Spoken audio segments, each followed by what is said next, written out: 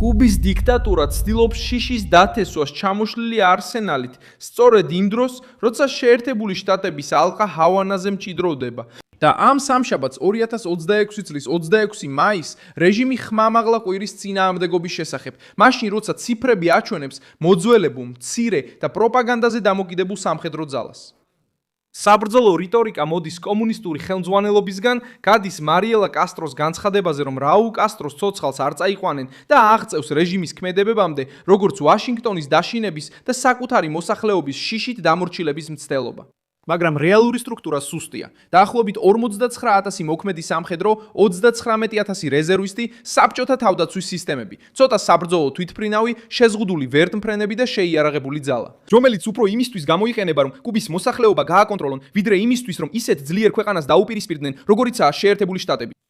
იმ დროს, როცა დრონები და სადაზვერო თვითმფრინავები აგვირდებიან კუნძულის ბაზებს, რადარებს, ასაფრენ ბილიკებსა და სამხედრო ცენტრებს, ჰავანა ცდილობს პასუხი ტრაბახით, მაგრამ აჩვენებს კუთხეში მიმწყდეული დიქტატურის სახეს, რომელიც სამხედრო ჯარდს ომის ფარად წარმოაჩენს. რას ახერხებს ეს რეჟიმი ჯერ კიდევ ფეხზე დააკენოს?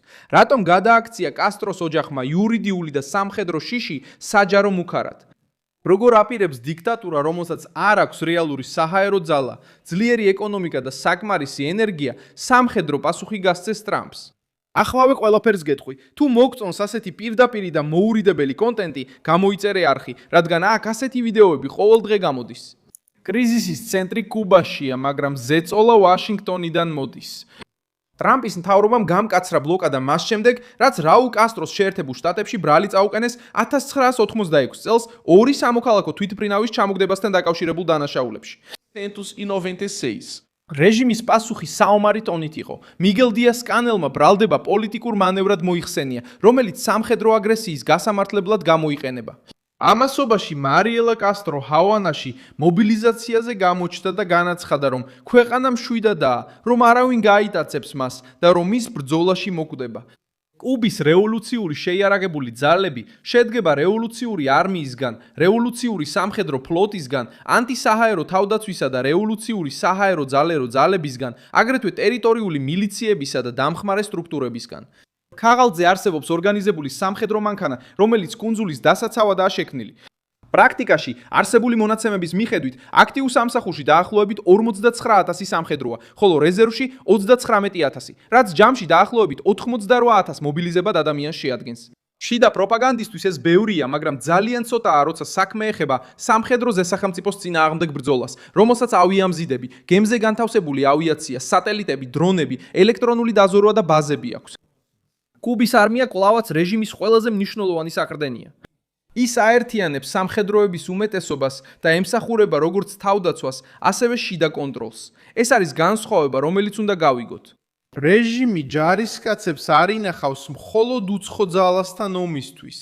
მას ასევე სჭირდება ჯარები ქუჩების დასაცავად, პროტესტების შესაკავებლად, კომუნისტური პარტიის შენობების დასაცავად და იმისთვის, რომ სოციალური კრიზისი ღია აჯანყებად არ გადაიქცეს. კუნძულზე, სადაც ხშირია ელექტროენერგიის გათიშვები, საკვების დეფიციტი, საწვავის ნაკლებობა და მოქალაქეების გაქცევა, კუბელი ჯარისკაცი გამოიყენება როგორც რევოლუციონერი, როგორც ძალა გარეთ და როგორც ზეწოლის ინსტრუმენტი შიგნით.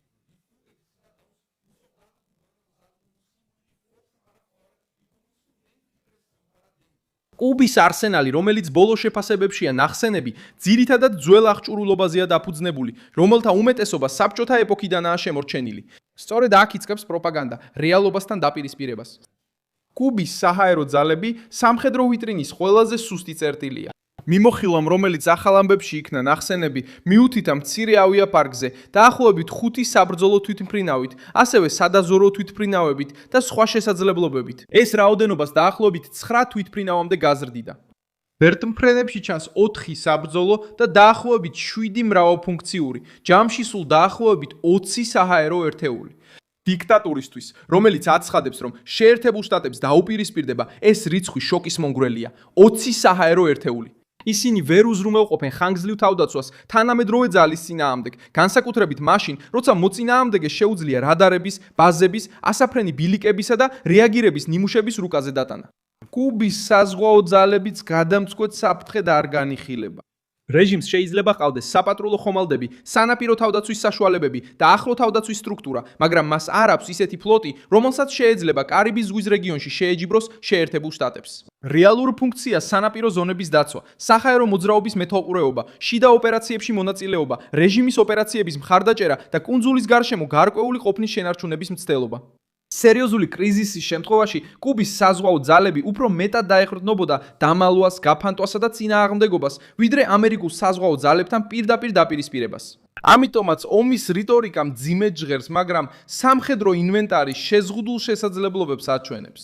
სიახლეებში ნახსენები სასტიკი ალყა სწორედ მეთვალყურეობას ეფუძნება. კუბის გარშემო 127 საათზე მეტი სადაზვერვო ფრენა გახორციელდა, როგორც პილოტირებული თვითმფრინავებით, ასევე დრონებით, რათა დაეკვირვებინათ საჰაერო ბაზები, საზღვაო ბაზები და დაზიანებული ობიექტები. სადაზვერვო მონაცემები მიუთითებს საფრთხეზე და თავდაცვის სტრუქტურებზე. ეს მეთვალყურეობა მხოლოდ დაკვირვებისთვის არ გამოიყენება. ის გამოიყენება იმის გასაგებად, თუ როგორ რეაგირებს რეჟიმი, რომელი პერიმეტრებია ჩართული, როგორ მუშაობს კომუნიკაცია, რომელი ზონებია დაცული და რომელი სტრუქტურებია რეალურად ფუნქციონალური. რეჟიმს ეს კარგად ესმის. ამიტომაც ცდილობს რეჟიმი პასუხისგაცემას საბრძოლო რიტორიკით. დიას კანელმა სცადა ინსცენირების დასრულება ბრალდებით, თითქოს ვაშინგტონი სამხედრო აგრესიის გასამართლებლად საბაბს ქმნის. ეს პასუხი აჩვენებს რეჟიმის შიშს, რომ რაულ კასტროს წინააღმდეგ დაწყებული პროცესი შეიძლება უფრო დიდ რამედ გადაიქცეს. დიქტატურა იცის, რომ ოფიციალური ბრალდება შეერთებულ შტატებში მხოლოდ ქაღალდი არ არის. ეს შეიძლება გახდეს გზა სანქციებისთვის, დაკავებებისთვის, ბლოკადებისთვის, დიპლომატიური ზეწოლისთვის, მოკავშირეების იზოლაციისთვის და ახალი ქმედებებისთვის იმ სამხედრო და ბიზნეს სტრუქტურების წინააღმდეგ, რომლებიც კუბის შეიარაღებული ძალების კონტროლქვეშა ალქვეშა. როცა მარკო რუბიო ამბობს, რომ კუბა ეროვნული უსაფრთხოების საფრთხეა ჩინეთთან და რუსეთთან კავშირების გამო, ეს გზავნილი სიმბოლურიდან სტრატეგიულ სფეროში გადადის. რეჟიმიც ცდილობს გაკიდოს არარეგულარული ომის იდეა, თითქოს ხალხის წინააღმდეგობით შეძლებს საჰაერო და საზღვაო საზღვაო ძალების ნაკლებობის კომპენსირებას.